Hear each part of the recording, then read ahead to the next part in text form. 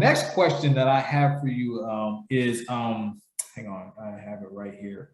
What are some of the unforeseen challenges that you are facing in your career? And the reason why I ask this, guys, is because more often than not, what I've found in my experiences, and I've talked to a few other people and their experiences, as you go through life, you want to, again, we'll just reiterate, you have hopes, dreams, ambitions, etc., all that wonderful stuff, and you're saying, I'm going to be a doctor, no, I'm going to be a lawyer, no, I'm going to be a rapper, no, I'm going to be a singer, whatever the case may be, and whatever that looks like for you guys. However, what you don't do is you don't realize everything that comes along with that dream.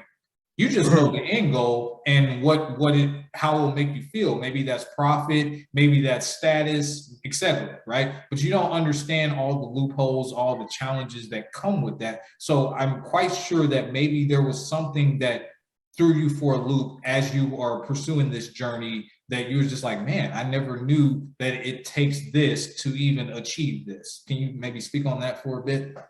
Yeah, when you really, because I've been through, okay, because notice I said, started rapping at what, 12, and Yeah. you know what I'm saying, Uh-huh. high school, college. Man, I'm a grown man now. I'm far removed from those years. Okay.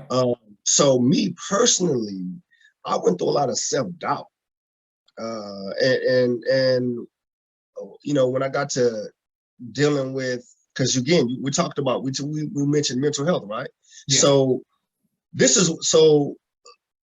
when I got the diagnosis for the autoimmune disease, I don't, first thing I did when I got the phone, I Googled, just autoimmune diseases and what that means in terms of like what it means spiritually. I knew enough to Google that, or I'll say I felt led to Google that. Hallelujah. So when I realized that an autoimmune disease is simply your body attacking itself, and I started asking, what does that mean spiritually? And when I put that into Google told me that it didn't instantly tell me what it meant spiritually, but it told me what it meant on a psychological and a mental level. It means I said I just went through 20 years of self-doubt. What I went through was 20 years or however many years of self-hate, right? That's interesting. An autoimmune disease is literally your body attacking itself. So when I read that, I was like, okay, so not only do I need to get myself together on the physical level, I have to get myself together on the mental level. So that's when I went to therapy. My therapist is a Black man. I try to talk to this man every week. You hear me? Okay. Went through anger management, went through trauma therapy. I'm still a little angry. Okay. Still working on it. But my whole point is, so I went through years of self-doubt and self-hate and just downplaying myself and my talents and who I am and what I am capable of. Okay. You see what I'm saying? Okay. Now, but once I grew to the point where self-doubt was removed, when you jump off the cliff and say, I'm about to do it no matter what, that's when life get real. That's when situations get real. That's when it gets real. Oh, really? Okay. You about to step into this arena. You about to step into the arena of not doing what everybody else does and working a 9 to 5. You about to put your family on your back. You about to do that? Got it. We'll see. And it's like the universe is literally saying, we'll see. You see what I'm saying? I do.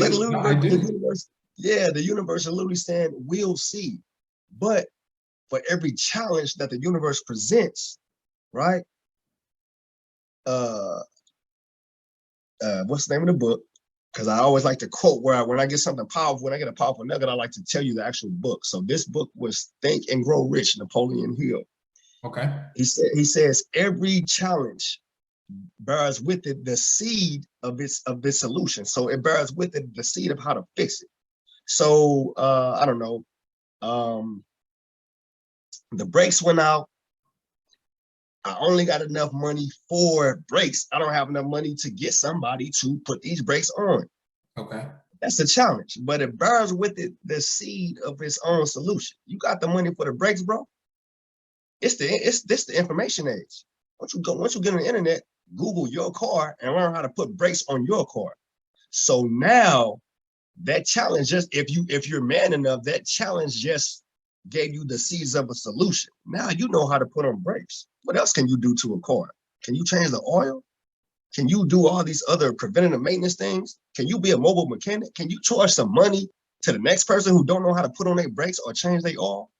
Every challenge, if you step up to that challenge, it bears, Napoleon Hill says it bears a seed. Man, it bears a plethora of solutions. You see what I'm saying?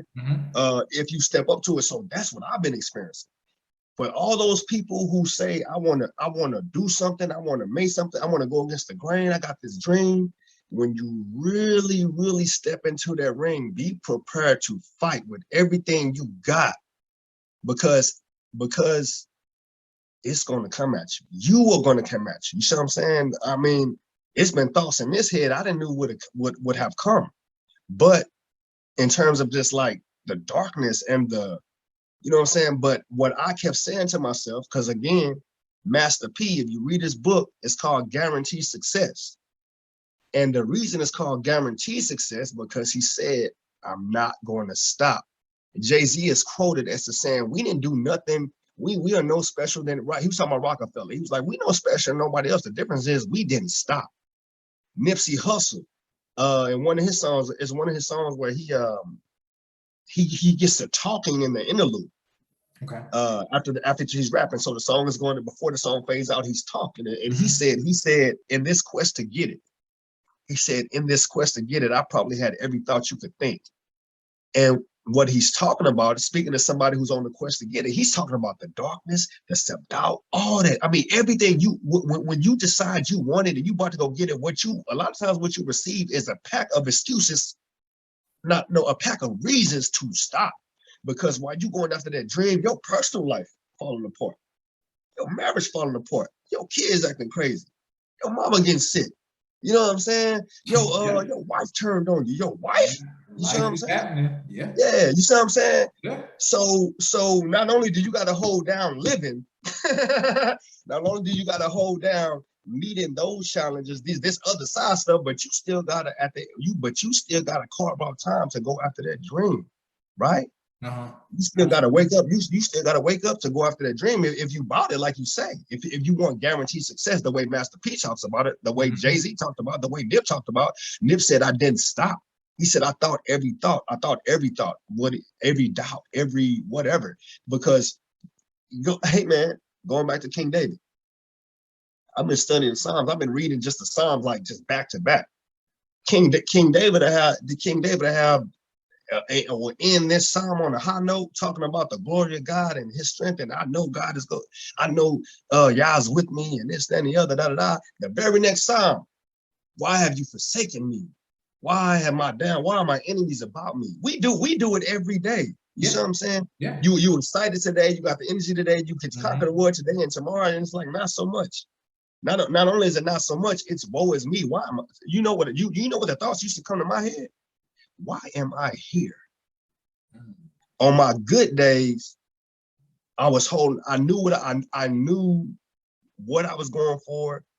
I knew what my ambitions was. I knew what my talents is. I knew what my purpose is, my brother, if nothing else, because again, you said what keeps you going?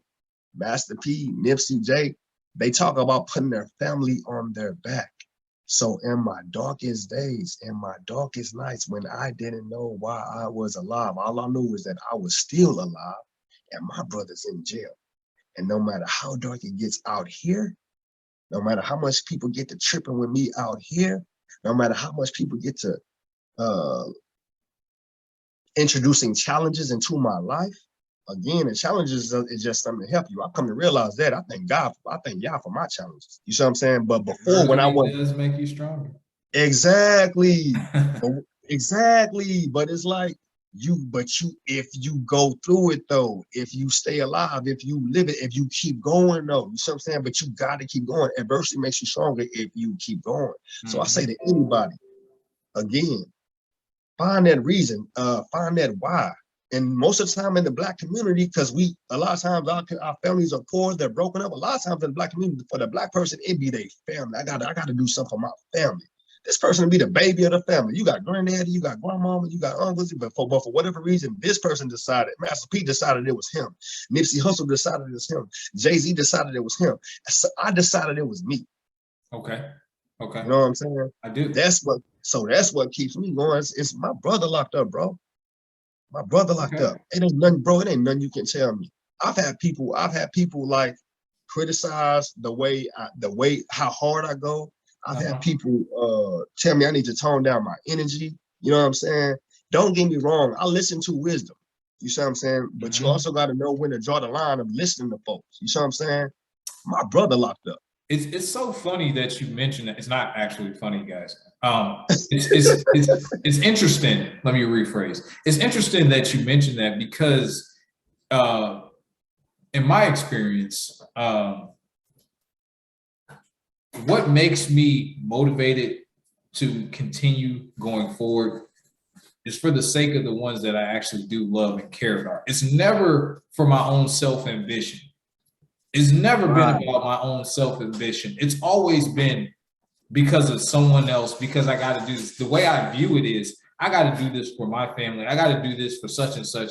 And guys, when I use the word family, family is anyone that's in my circle. It doesn't necessarily mean, you know, blood family. Now, it does mean blood family as well, but it also means, you know, friends or really strong acquaintances or people that I strongly care about, etc. You know, and that has always been pushing me, even when I push my body past the point of, in my mind, you know, sickness, breaking, because my body will break down if I go too long without, you know, due to lack of sleep and stuff like that. You know what I'm saying? Or things of that nature. So another question that I had for you was, what are some steps that it actually takes to make it in this industry? In the industry, like this like prison industry, like what industry? So to even, okay, so you have a show coming up and stuff like that, right?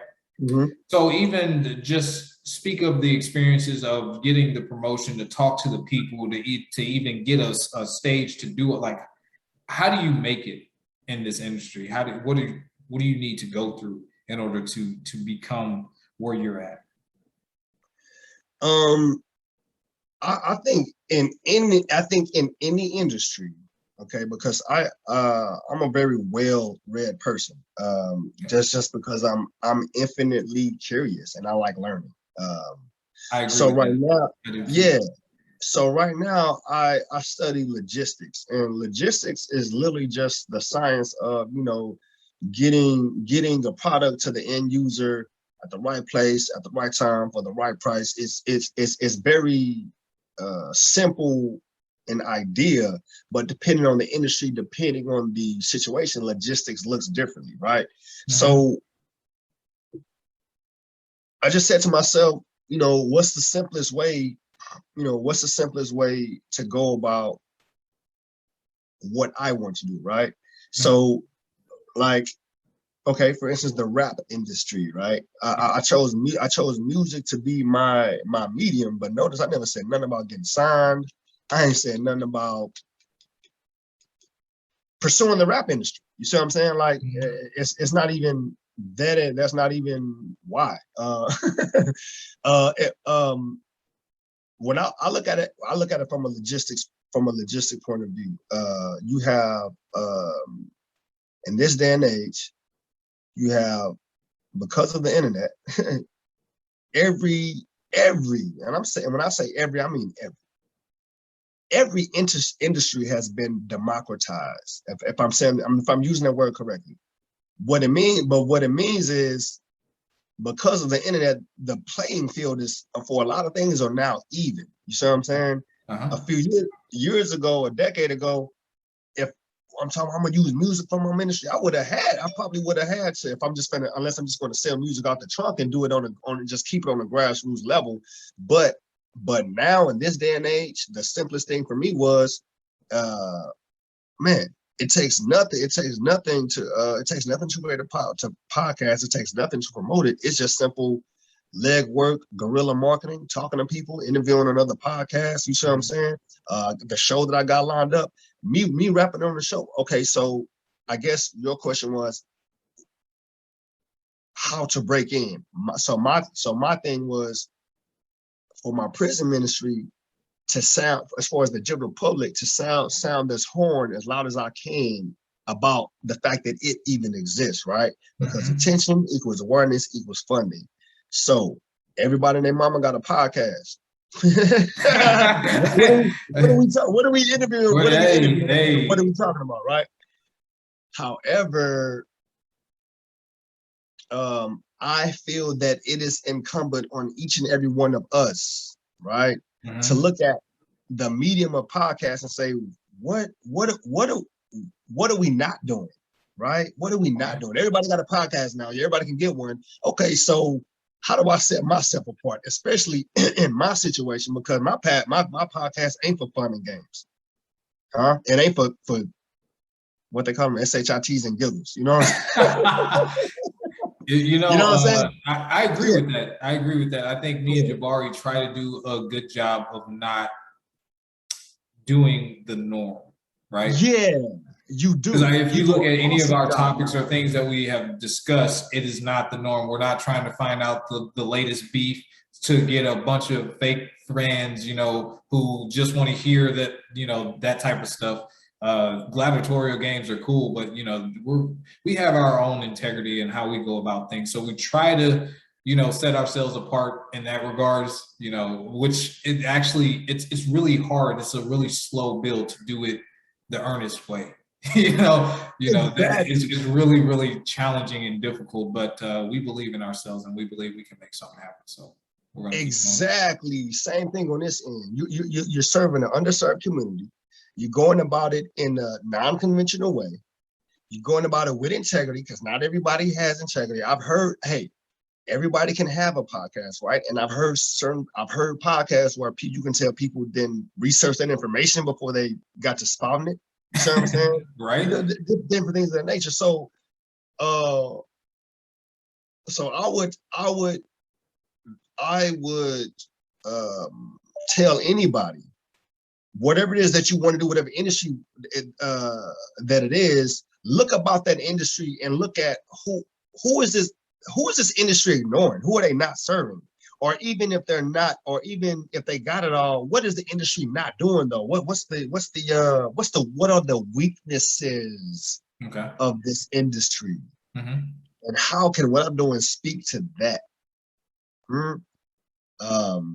So I think a person has to, you know, in whatever they're doing, I think a person has to constantly ask themselves that every day. That's a daily question. You see what I'm saying? I do. A person must, I tell you what I tell my sons, I tell you what I've been telling everybody since I just walked away from my job with no plan. You hear me?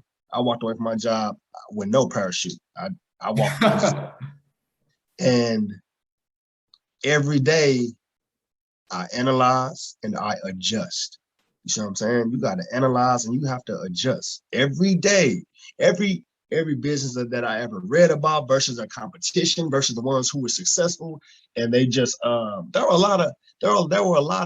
Do you realize at one point there were about over 100 like American car companies? I did not realize that. No. There were at one point there were over 100. Right, but what we got left? We got Chevy, you know, we got GM, we got, you know what I'm saying? We got a handful. The handful, I guarantee you, I've not studied the story of any of those handful, but I've studied enough business to know that I guarantee you that the difference between the handful of the American car companies that you know and the ones that you don't remember, the ones that are still around, every day they adjust, they analyze, and they adjust. Okay. What are we doing good? How can we get better? What are we doing? Where are our areas of improvement? How can we improve those? What's the competition sleeping on? So I'm saying you got to analyze and adjust. What's the competition doing and not doing? Okay. And you know what, bro? Yeah. I like that. I like that a lot because that's something. Now I wouldn't word it that way. But that's something that do all the time. We talk to each other constantly. Hey man, what do you think about this? How can we tweak this? And then it's not just us. Like you said earlier, we listen to wise counsel. And one of the things that I'm really adamant about is constructive criticism, because I want to improve. I want to get better. And if you tell me, hey man, you're boring. Okay, thank you. But if you tell me, right, like, hey man, you're boring and maybe you need to try to pick up your tempo or put some music in the background or change the camera angle or do, you know, give me suggestions how to improve. Don't just say, hey man, you're boring, because that statement in itself, it doesn't help me and it doesn't benefit me. So that's why I ask a lot more people about constructive feedback and constructive criticism, because I would like to improve. And that's what we're consistently doing. And I've been told to me, hey man, every video that you're making for your gaming channel is getting better and better. Hey man, the topics, when you guys are adding this stuff, it's starting to improve. We're liking that, you know, and that's what we're aiming for. We're trying to always constantly improve. And then another thing that was told to me was to take surveys. Talk to your audience, see what they like, give them options, do formats where it has multiple choice, right? A, B, C, D, right? Which one do you prefer? You know, things of that nature, because you want to engage with your audience, because if it's not for your audience, there would essentially be no voice, right? There would be no views, right? Because we could, I mean, sure, we could talk all day long, but if we're talking to no one, who's hearing it, who's listening, the word's not getting out, right? So that's something that I definitely agree with. I just didn't word it that way, but that's exactly what it is. And that's exactly what we strive to do. So that's a very good point. I do like that. It became an urgency to teach not only my sons, but all the men in my family. Anybody, I'm talking the ones looking, because what I realized is people are looking at me that I didn't realize was looking at me. So now there became an urgency to not only follow my dreams, it became an urgency to, number one, stay alive. That's why the stage name or the performance name became Long Live Tafari Yah. That was an affirmation. That was an affirmation that created when I thought I was dying.